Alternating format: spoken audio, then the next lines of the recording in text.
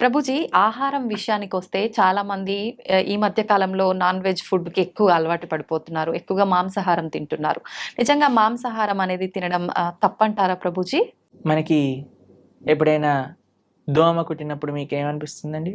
నొప్పి, బాధ కలుగుతుంది. ఏమంటారు అప్పుడు? దోమ కుట్టింది పాట్ అని వేసేస్తారు కొంతమంది. అయితే అరే ఆ దోమ ఎక్కడుందో పట్టుకొని రారా, దాన్ని ఎలా అయినా చంపేయాలి. ఇప్పుడు బాటిల్ తీసుకొని ఏమంటారు, మీరు యుద్ధానికి వెళ్ళినట్టు దోమలు వెనకాల పడి దోమలు చంపేస్తే. ఇంత పెద్ద శరీరం నీది, అవును, ఇంత చిన్న దోమ, ఇంత చిన్న చీమ కుడితే అబ్బో చీమ కుట్టింది, నీళ్లు పోసేయండి, చీమలు అన్నిటి తీసేయండి, లక్ష్మణ్ రేఖ పెట్టేసేయండి. ఇంత పెద్ద శరీరంలో ఏదో ఒక మూలన ఇంత చిన్న నొప్పి వస్తేనే భరించలేని మనము ఒక ప్రాణిని ఒక కత్తి తీసుకొని గొంతు కోసేసి అది విలవిల్లాడుతూ రక్తం కక్కేసి అలాంటి నొప్పి వేరే వాళ్ళకి ఇవ్వడానికి ఎలా సిద్ధం అవుతామండి? ఒకసారి చెప్పండి. ఏమంటారు మీరు? రైట్ అంటారా? మనం ఇంత చిన్న నొప్పిని కూడా భరించలేమాయే, కానీ మనం ఏ ప్రాణిని ఎలాగైనా హింసించచ్చు అనే భావన వస్తే రేపొద్దున అది విస్తీర్ణం అవుతుంది అనమాట. We become hard hearted. ఇప్పుడు ఒక ప్రాణి కష్టాన్ని చూస్తూ మన మనసు చలించలేకపోయింది అనుకోండి, రేపొద్దున ఇంకొక మనిషి కష్టాన్ని చూసి కూడా మనం చలించలేకపోతాం. నిజం ప్రభుజీ. మన తోటి ఉండే వాళ్ళ కష్టాలు, అసలు కష్టాన్ని అర్థం చేసుకొని మనస్తత్వం వచ్చేస్తుంది. కష్టం ఎవరికైనా కష్టం కదండి. అవును. ఒక ప్రాణిలో కష్టం చూడని వాడివి మనిషిలో కష్టం ఎలా చూడగలుగుతున్నావు? మనిషిలో కష్టాన్ని చూసిన వాడివి ప్రాణిలో కష్టాన్ని ఎందుకు చూడలేకపోతున్నావు? మనిషికి ఒక జీవుడికి ఏంటి డిఫరెన్స్ చెప్పండి? వాళ్ళకి ఫ్యామిలీ లేదా? వాళ్ళకి పిల్లల పైన ప్రేమ లేదా? అది జీవించాలి అని అనుకోవట్లేదా? ఒక కోడినో ఒక మేకనో అనుకోండి, అదేమన్నా మీ దగ్గరకు వచ్చి నా గొంతు కోసేసేయి, నన్ను ఈరోజు బిర్యానీ వండుకొని తిను అని చెప్తుంది. అదేమన్నా విలవిల్లు ఆడిపోతుంది, భయం అయిపోతుంది. ఆ నెగిటివ్ ఎనర్జీ మొత్తం ఈ ప్రపంచంలో అన్ని చోట్ల ఆ క్రీపిన్ అయ్యే భూకంపాలు, టోర్నాడోస్, దానికి ఒక థియరీ ఉంది, సైంటిఫిక్ థియరీ తెలిసిన మీకు? ఎప్పుడైతే మనం ఇంత జీవహింస, ప్రాణి హింస అనేది జరుగుతుందో ఆ నెగిటివ్ వైబ్రేషన్స్ అన్ని కలెక్ట్ అయ్యి ఒక్కసారి ఇది మాస్ డిస్ట్రక్షన్ చేస్తుంది అనమాట. ఓకే. భూకంపాలు రావటం, సునామీలు రావటం, టోర్నాడోలు రావటం, ఫారెస్ట్ ఫైర్స్ రావటం, ఇవన్నీ ఎందుకు, ఈ వైపరీత్యాలన్నీ ఎందుకు వస్తున్నాయి అని అంటే ఆ నెగిటివ్ వైబ్రేషన్స్ వల్ల. ఓకే. కాబట్టి మనం జీవహింస తెలిసి ఎవరిని తెలియకుండానే మనం ఎంత ఇబ్బంది పెడుతున్నామండి. ఓ బిల్డింగ్ కట్టాలి అంటే పాపం కింద ఎన్ని పాములు పోయాయో, ఎన్ని చీమలు పోయాయో, ఎన్ని ప్రాణులు కోల్పోతాయో. ఒక రోడ్ వేయాలన్నా మనం రోడ్ పైన పోతూ వెహికల్స్ లో ఉంటే మనకి ఎన్ని తెలుసు చెప్పండి? తెలియక ఎన్ని చేస్తున్నాం. మనం వెజిటేషన్స్ గ్రో చేస్తుంటే ఎన్ని పోతాయో క్రాప్స్ లలో. తెలియకుండానే మనం ఇంత జీవహింస చేస్తున్నాం. ఇంకా తెలిసి చేస్తే ఎలా చెప్పండి? కాబట్టి ఒక్కటి గుర్తుపెట్టుకోండి, మన శాస్త్రం చెప్తుంది మాంసహ అంటారు, మాంసం అని అంటారు కదండి. అంటే నేను రేపు నీలాగా అవుతాను. మాంసహ, ఈరోజు నేను నిన్ను చంపుతున్నాను, రేపటి రోజున నువ్వు నన్ను చంపుతావు. అది ఎగ్జాక్ట్ డెఫినేషన్ ఆఫ్ మాంసం. ఈరోజు మనం ఏ జీవినైతే ఎంత బాధ పెడుతున్నామో అదే బాధ 100 రెట్లై మనం అనుభవించాల్సి వస్తుంది, లేదా మన ముందు మనకు కావాల్సిన వాళ్ళు అనుభవిస్తారు. కాబట్టి మనం అది ఒక ఎన్వైరన్మెంటల్ పర్స్పెక్టివ్గా చూసినా, ఇప్పుడు మ్యాక్సిమం 60% ఆఫ్ వెజిటేషన్ మొత్తం కూడా ఈ ఫార్మ్లో ఉండే యానిమల్స్కి తినిపించడంలో పోతుంది. అదే కానీ మనం ఇప్పుడు చూడండి, ఇప్పుడు ఇండియాలో మనం వెజిటేరియనిజం గురించి మాట్లాడితే ఎలా అంటున్నారు, వెజిటేరియన్స్ ఎట్లా అవుతారు, అది ఇది ఇది ఇది ఇది దీనికి విరుద్ధం, దానికి విరుద్ధం, ఇది మా ఫ్యామిలీకి విరుద్ధం, ఇది మాకు ఇది విరుద్ధం అని పెద్ద యుద్ధాలకు వచ్చేస్తున్నారు. ఫారినర్స్ అందరు వీగన్ కల్చర్ విన్నారా మీరు ఎప్పుడైనా? వీగనిజం అని పెరిగిపోతుంది అక్కడ. ప్లాంట్ బేస్డ్ డయట్, యానిమల్ ఉన్న దాన్ని వాళ్ళు టచే చేయరనమాట. దాన్ని వీగన్ అని అంటారు. మొత్తం మీరు చూస్తే, మేము ఆస్ట్రేలియా మెల్బోర్న్ లో ఒక వీగన్ స్ట్రీట్ అని ఉంది. మొత్తం స్ట్రీట్ అంతా వీగన్ రెస్టారెంట్స్ అక్కడ. అమెరికాలో అన్ని చోట్ల ఇప్పుడు వీగనిజం పెరిగిపోయింది. మీరు ఎక్కడికి వెళ్ళినా సరే వీగన్ అని చెప్తే మీకు ఒక్క డైరీ ప్రోడక్ట్ కూడా టచ్ చేయరు వాళ్ళు. అలాంటి స్ట్రిక్ట్ వెజిటేరియన్ డైట్ ని వీగనిజం అని అంటారు అనమాట. కాబట్టి పాశ్చాత్య దేశస్తులు, దానికి ఏం ఆధ్యాత్మికత అవసరం లేదండి నాన్ వెజిటేరియన్ ఆపేయడానికి, మనుష్యత్వం ఉండాలంతే. ఒక మనిషిగా నేను బాధపడుతున్నాను, ఇంకొక ప్రాణిని బాధ పెట్టకూడదు. ఓకే. ఇప్పుడు చూడండి, మనం తింటే 10 నిమిషాల్లో పోయే రుచికి ఒక ప్రాణినే చంపేస్తున్నాం అంటే ఎంత అన్యాయం చెప్పండి. అవును. కాబట్టి అది ఆధ్యాత్మికంగా మంచిది కాదు, సామాజికంగా మంచిది కాదు, ఒక మానవుడికి అయితే అసలే మంచిది కాదు. ఓకే. అన్నీ ఈ ప్రపంచంలో అంతా బాగుండాలి అని అంటే ఎవ్వరిని మనం ఇబ్బంది పెట్టకూడదు. ఆధ్యాత్మికత విషయం అయితే దూరం పెట్టేసేయండి. మాంసాహారం తినే వాళ్ళు ఎప్పటికీ ఆధ్యాత్మికంగా ఒక్క అడుగు కూడా ముందుకెయ్యలేరు. ఓకే. ఇది సత్యం. కానీ this is far beyond to understand. కానీ ఫస్ట్ మనిషిగా ఆలోచిద్దాం, ఒక ప్రాణిగా ఆలోచిద్దాం. కాబట్టి భగవంతుడు అందరినీ సృష్టించినప్పుడు ఆయన అందరి పిత కదా. మీరు ఒక 3 తమ్ముళ్ళు అన్నయ్యలు ఉన్నారనుకోండి, ఒకరిని ప్రేమించి ఒకరిని చెంపమైన లాగి పెట్టారనుకోండి, వాళ్ళ అమ్మ ఏమంటారు, ఒరేయ్ వాడేం చేశాడరా నిన్ను అంటే, ఏం లేదమ్మా నాకు వీడిని ప్రేమిస్తున్నాను కదా వాడిని కొడతాను. ఒప్పుకుంటారా వాళ్ళ అమ్మ? అలానే భగవంతుడు ఎలా ఒప్పుకుంటాడండి? నువ్వు మనిషిని మాత్రమే ప్రేమించి మిగతా జీవులందరినీ కూడా హింసిస్తూ ఉంటే. నిన్నే మేము ఒక పోస్ట్ చూసాము ఇంటర్నెట్ లో, అందులో ఉంది ఒక shark kills 11 people in an year. ఒక షార్క్ ఒక 10-11 మంది మనుషుల్ని చంపేస్తుందట, తినేస్తుందట సంవత్సరంలో. ఓకే. ఒక ప్రదేశంలో జస్ట్ ఒక స్టాటిస్టిక్స్ చెప్తున్నారు అనమాట. కానీ ఒక మనిషి 11,000 షార్క్ ని గంటలో చంపేస్తాడట తినడానికి, దాని లెదర్ కోసం అని. ఎంత అన్యాయం చెప్పండి.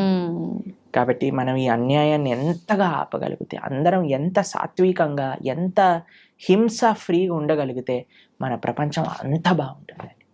మీకు ఇంకొక విషయం చెప్తాను. మేము ఒక బుక్ చదివాం, దాన్ని how to live to be 100 అని అంటారు. 100 సంవత్సరాలు బ్రతుకుండాలంటే సీక్రెట్. అందులో ప్రపంచంలో 100 సంవత్సరాలు పూర్తిగా బ్రతికిన ప్రదేశాల్లో హైయెస్ట్ మెంబర్స్ ఎక్కడైతే ఉన్నారో అక్కడ రీసెర్చ్ చేసి ఆ పుస్తకం రాశారనమాట. అందులో తేలింది ఏంటి అని అంటే, these are all animal products free. మాంసం అనేది వాళ్ళు స్వీకరించలేదు. ఇప్పుడు ఏ డాక్టర్ దగ్గరికైనా మీరు వెళ్ళి అడగండి, ఏదైనా మనకి ఇంత చిన్న జబ్బు రోగం జనం వచ్చింది అనుకోండి, ఫస్ట్ నాన్ వెజిటేరియన్ మానేయి అని చెప్తారట. ఓకే. కాబట్టి that is not natural for us. ఇప్పుడు చూడండి, కార్నివోరస్, హర్బివోరస్ అని మనం వినే ఉంటాం. కార్నివోరస్ అంటే మాంసాన్ని తినేవి, హర్బివోరస్ అంటే చెట్లను తినేవి. మనవి మన బాడీ, మన నోటి నుంచి ప్రారంభం చేసుకొని మన డైజెస్టివ్ సిస్టమ్ మొత్తం కూడా హర్బివోరస్ యానిమల్స్ లానే ఉంటుంది, కార్నివోరస్ యానిమల్స్ లా. తర్వాత కొంతమంది అంటారు, మనకి ఈ 2 కూరలు ఉన్నాయి కదా ఇక్కడ అంటే, కూరలు ఉంటే నువ్వు పచ్చి మాంసాన్ని పట్టుకొని తినొచ్చు కదా, కానీ వండుకొని ఎందుకు తింటున్నావు నువ్వు? కార్నివోరస్ యానిమల్స్ అయితే అవి పచ్చి మాంసాన్ని పట్టుకొని వేటాడి తింటాయి. మనం ఏమన్నా ఇప్పుడు ఒక మేకని తినేవాడు ఏమన్నా మేక పైన పడి వాడిని చీల్చి తింటాడా? లేదు. కాబట్టి ది వెరీ థాట్ దట్ నువ్వు వండుకొని తింటున్నావు అని అంటే అది నీ శరీరానికి మార్చి కానీ నువ్వు తినలేవు అని. కానీ ఇప్పుడు చూడండి, సాలడ్స్ లో మీరు ఏ కూరగాయలు వేసినా సరే కక్కర్ అని తినేస్తారు. క్యారెట్లు తినేయచ్చు, బీట్రూట్లు తినేయచ్చు, ఏదైనా తినేయచ్చు పచ్చిగా. అవును. కాబట్టి మనకి పచ్చిగా తింటే అరుగుతుంది. ప్లస్ మన digestive system, carnivorous animals digestive system చాలా చిన్నగా ఉంటుంది, ఎందుకంటే అది వచ్చేస్తుంది బయటకు వెళ్ళిపోతుంది. కానీ మనది మాత్రం లాంగ్ ఇంటెస్టైన్, స్మాల్ ఇంటెస్టైన్, అవి డైజెస్ట్ చేసి దాన్ని న్యూట్రియంట్ కాంప్లెక్స్ చేసి అన్ని శరీరానికి ఎనర్జీ అందించి అప్పుడు కానీ బయటకు వస్తుంది. కార్నివోరస్ యానిమల్స్ చూసాను అనుకోండి, నాలుకతోటి నీళ్లు తాగుతాయి. మనం ఎలా చేస్తామండి? మనం నోటితో తాగుతాం. కాబట్టి ఇవన్నీ దేర్ ఆర్ మెనీ రీజన్స్. అటు సైంటిఫికల్గా చూస్తే, అటు హ్యూమన్ మేకప్ విధంగా చూస్తే, ఎలా చూసినా సరే ఒక మనిషి వెజిటేరియన్ గానే ఉండాలి. Okay. He cannot kill any living being. Okay. అయితే ప్రభుజీ, ఇది సృష్టికి విరుద్ధం అయినప్పుడు భగవంతుడు ఎందుకు దీన్ని ఆపలేకపోతున్నాడు మరి? అయితే ఇది తినొచ్చు, ఆ జంతువులు పుట్టిందే మానవులు తినటానికి అని ఎవరైనా మీకు సర్టిఫికెట్ ఇచ్చారా? ఉంటారు కదా. భగవంతుడు ఇచ్చాడా చెప్పండి. భగవంతుడు ఆపట్లేదు అని మీరు అన్నారు కదా, కానీ భగవంతుడు తిను అని ఎక్కడేం చెప్పాడా? లేదు. ఏదైనా ఇప్పుడు ఒక మేక పుట్టాక ఇది వీడు తినడానికి అని దానిపైన స్టాంప్ వేసి ఆయన పంపించాడా మనకి? లేదు కదా. ఎందుకు? ప్లస్ ఈ మనిషి కూడా ఎందుకు సెలెక్టివ్ గా ఉన్నాడు? నేను మేకనే తింటా, కోడిని, కుక్కని ఎందుకు తినావు నువ్వు? నీ పెంచుకునే కుక్కకి ఇంకా బయట ఉండే మేకకి ఏంటి డిఫరెన్స్? కొంతమంది డాగ్ లవర్స్ ఉంటారు, మీరు చూసిన ఓ అవును. కన్నా మున్నా చున్నా అని ఎప్పుడు గారాబం. ఇలా కుక్కని ఇలా పట్టుకొని అలా పట్టుకొని, కుక్కకి ఏమన్నా అయితే వాళ్ళు ఏలవటం అవి. అరే ఆ కుక్కకి ఎంతైతే ప్రాణం ఉందో ఆ మేకకి కూడా అంతే ప్రాణం ఉంది. ఏమన్నా మేకల తక్కువ ప్రాణం ఉందా చెప్పండి? లేదు. మరి ఎందుకు మనం ఆ డిఫరెన్షియేషన్ చేస్తున్నాం? హ్మ్. భగవంతుడు నీకు తినాలి అని చెప్పలేదు, కాబట్టి భగవంతుడు నీకు తినద్దు అని కూడా వచ్చి చెప్పడు. హ్మ్. శాస్త్రం అన్నీ చెప్పింది. ఓకే. మద్యం పానం శ్రియ సూన యత అధర్మశ్చ చతుర్విధం. భాగవతం చెప్పింది ఈ విషయం. 4 విషయాలు తప్పు. హ్మ్. వ్యభిచారము, మాంసాహారాన్ని స్వీకరించటం, జూదమాడటం, తర్వాత మాదక ద్రవ్యాలు, సిగరెట్, మందు, గుట్కా, మాణిక్ చంద్ ఇవన్నీ వేసుకుంటారు కదండి. అవునవును. ఇవన్నీ ఈ 4 అధర్మము అని శాస్త్రం క్లియర్ గా చెప్పింది. ఓకే. కాబట్టి ఈ 4టిని మనం దూరం పెట్టాలి, అప్పుడే మనం మనిషి అవుతాం. ఓకే, మాంసాహారం తినడమే తప్పు, అసలు మహాతప్పు, పాపం, మహాపాపం. పాపం కాదు, మహాపాపం. మహాపాపం. మీరు మనం ఇక్కడ ఏవేవైతే చేస్తామో మళ్ళీ అక్కడికి వెళ్ళిపోయాక మనల్ని కూడా అలానే చేస్తారు. దానికి సిద్ధము అని అంటే మన ఇష్టం. ఇంకా చాలా మంది అంటారు చూసుకుందాంలే ఏదైతే అది అని. అలాంటి మూర్ఖులకి మనం ఇంకేం చెప్తామండి? సో ఒక గుర్రాన్ని నీటి వరకు తీసుకెళ్ళటం కానీ నీటిని తాగించలేం కదా. మన ప్రయత్నం మంచి విషయాలు 10 మందికి చెప్పటము, అంతేకాని ఎవరిని మనం గొంతు పట్టుకొని ఇది చేయించలేమన్నమాట. వాళ్ళ జీవితంలో వాళ్ళకి ఆ అనుభవము, ఆ మానసిక మెచ్యూరిటీ, తర్వాత ఆ పరిపక్వత అనేది వాళ్ళకే ఉండాలి. అయితే ప్రభుజీ, చాలా మంది ఎక్కువగా భగవంతుని ఆరాధనలో ఆధ్యాత్మిక మార్గంలో ఉంటూ ఉంటారు, యథావిధిగా నాన్ వెజ్ అవన్నీ తీసుకుంటూ ఉంటారు. అలాంటి వాళ్ళు చేసే పూజలు పనికిరావా? ఆధ్యాత్మికత నాన్ వెజిటేరియన్ రెండు ఒక దాటిలోకి రావు. నాన్ వెజిటేరియన్ ఆధ్యాత్మికం అవ్వలేడు. ఆధ్యాత్మికంగా వెళ్ళే వ్యక్తి నాన్ వెజిటేరియన్ తినలేడు. ఓకే. పూజలు పునస్కారాలు వేరే విషయం అండి. పూజలు పునస్కారాలు చేస్తూ నువ్వు నాన్ వెజిటేరియన్ తింటున్నావు, అది వేరే విషయం. కానీ ఆధ్యాత్మికత అనేసరికి భగవంతుడు ఏంటి, భగవంతుడు ఏం చెప్పాడు అని అర్థం చేసుకోవటం ఆధ్యాత్మికత. భగవంతుడు నన్ను ఎలా జీవించమని చెప్పాడో అర్థం చేసుకొని జీవించటం ఆధ్యాత్మికత. మనం 100 పూజలు చేయి, పునస్కారాలు చేసుకొని ఏదైనా చేసుకోండి, కానీ భగవంతుడు జీవించమన్న జీవన విధానాన్ని మనం ఆచరించకపోతే he will not care for us. ఇప్పుడు చూడండి, మీ పిల్లలు ఉన్నారు, మీరు చెప్పిన మాట వినటం మీకు ముఖ్యమా? మీరు చెప్పిన విధంగా వాళ్ళు ఉండటం మీకు ముఖ్యమా? లేదా మీరు చెప్పిన విషయాలు ఏమీ పాటించకుండా బయటికి వెళ్ళి మా అమ్మ ఇంత గొప్పది, మా అమ్మ అంత గొప్పది, మీ ఫోటో పెట్టుకొని రూమ్లో రోజు పొద్దున అగరబత్తులు తిప్పేసి ఆరతులు పెట్టేసి మీకు పెద్ద పెద్ద మాలలు వేయటం ముఖ్యమా? మీరు చెప్పండి, ఏది మీకు సంతోషాన్ని ఇస్తుంది? చెప్పిన మాట ఆచరిస్తే అంతే కదా. చెప్పిన మాట ఆచరించి మీరు పెద్దగా ఏం చేయకపోయినా మీరు ఆనందంగానే ఉంటారు కదా. అన్న చదువుకో, మంచిగా ఉండు, 10 మందితో మంచి చెయ్యి, నువ్వు ఎప్పుడు బాగుండాలి, అది మీరు చెప్పిన విధానాన్ని వాళ్ళు ఫాలో అవుతాయి కదా. అదే ఆధ్యాత్మికత అంటే.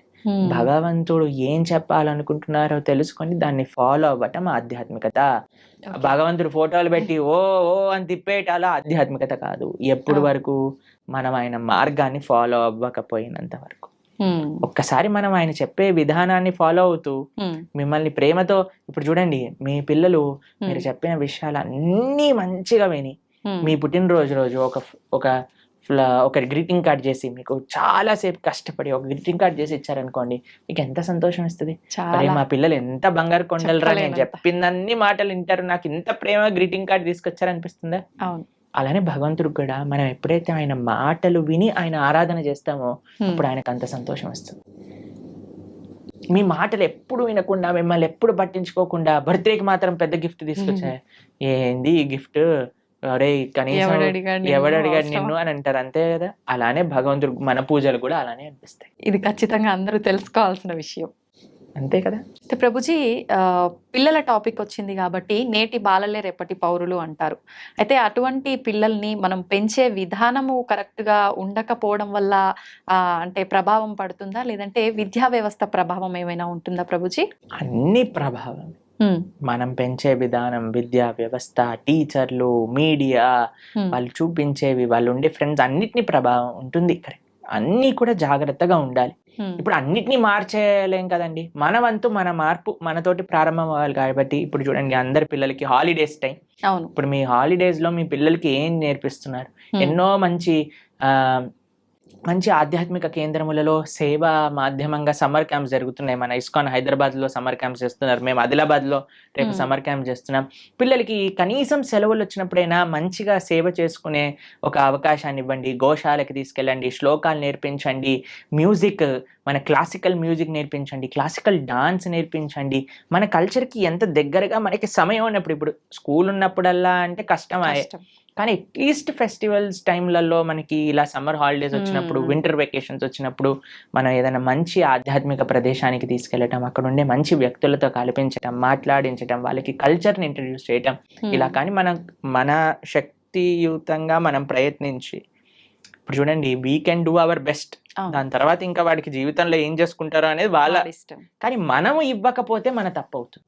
కాబట్టి వాట్ వీఆర్ సేయింగ్ ఇస్, అందరు పేరెంట్స్ కూడా మీ వైపు నుంచి మీరు ప్రయత్నం చేయండి.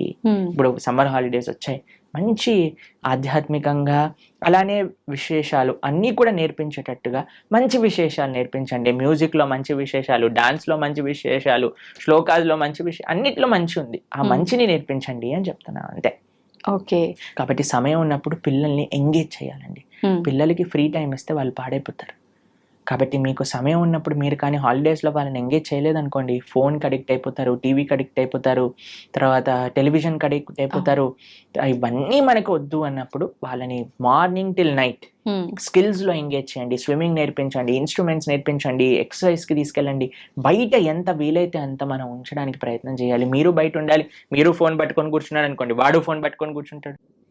కాబట్టి let us all use this time nicely. ఈ సమయం మనకి ఏదైతే ఉందో దాన్ని బాగా యూజ్ చేసుకొని పిల్లల్ని ఒక మంచి ట్రాక్లో పెట్టేటట్టుగా మనం ముందుకు తీసుకెళ్ళాలి. మీ అందరికీ మంచి వేసవి సెలవులలో మంచి ఆధ్యాత్మిక మార్గం వైపు మీరు నడుస్తూ మీ పిల్లల్ని నడిపిస్తారు అని భావిస్తూ, హరే కృష్ణ. Thank you Prabhuji. నిజంగా మీరు చెప్పినవన్నీ వింటుంటే నిజంగా ఇదంతా నిజమే కదా, ఎందుకు ఎక్కడ మిస్ అవుతున్నాం అందరం ఇవన్నీ పాటించడంలో అనిపిస్తోంది ప్రభుజీ. ప్రతి ఒక్కరికి కూడా అలా అనిపించాలనే కోరుకుందాం, మార్పు మొదలవ్వాలనే కోరుకుందాం ప్రభుజీ. చాలా మంచి విషయాలు తెలియజేశారు. Thank you Prabhuji.